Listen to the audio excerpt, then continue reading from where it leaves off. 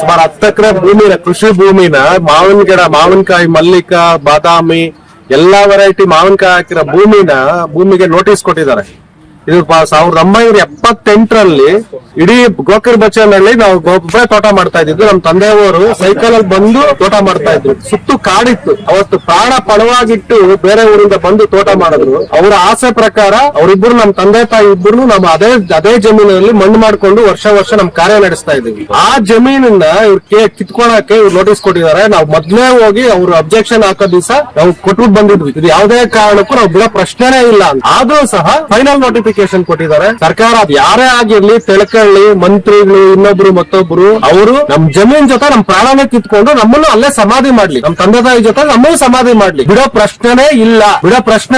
ಜಮೀನ್ ಯಾವುದೇ ಕಾರಣಕ್ಕೂ ನಾವು ಬಿಡಲ್ಲ. ಸುಮ್ಮನೆ ಇದು ಅನಗತ್ಯವಾಗಿ ಇವ್ರು ಎಳಿತಾ ಇದಾರೆ. ಲಾಸ್ಟ್ ಗೆ ಇದು ಕೊನೆ ಮುಟ್ಟೋದು, ಒಂದಷ್ಟು ಪ್ರಾಣಗಳು ಹೋಗ್ತಾರೆ, ಅಷ್ಟು ಅಧಿಕಾರ ಕಳ್ಕೊಂತಾರೆ. ರೈತರನ್ನ ಇದು ಮಾಡಿ ಎದುರಾಕೊಂಡು ಯಾವ ಸರ್ಕಾರನೂ ಉಳಿದಿಲ್ಲ. ಯಾವ ಸರ್ಕಾರ ಮತ್ತೆ ಅಧಿಕಾರಕ್ಕೆ ಬಂದಿಲ್ಲ. ಸುಮಾರು ಉದಾಹರಣೆಗಳಿದಾವೆ. ದಯವಿಟ್ಟು ಅರ್ಥ ಮಾಡ್ಕೋಬೇಕು. 3 ವರ್ಷ ಹೋರಾಟ ಮಾಡ್ತಾ ಇದಾರೆ. ಸುಮ್ನೆ ಯಾರು ಮಾಡಲ್ಲ. ಯಾರು ಸುಮ್ನೆ ಮಾಡ್ತಾ ಇಲ್ಲ. ನೀವು ಕೂಡ ದುಡ್ಡುಗೋಸ್ಕರ ಮಾಡ್ತಾ ಇಲ್ಲ, ಇದಕ್ ಮಾಡ್ತಿಲ್ಲ. ಜೆನ್ಯೂನ್ ಆಗಿ ನಮ್ ಜಮೀನ್ ಬೇಕಾಗಿದೆ, ಮಾಡಿ ಬೇರೆ ಕಡೆ ಮಾಡ್ಕೊಳ್ಳಿ. ನಮ್ಮನ್ನ ದಯವಿಟ್ಟು ಬಿಟ್ಬಿಡಿ.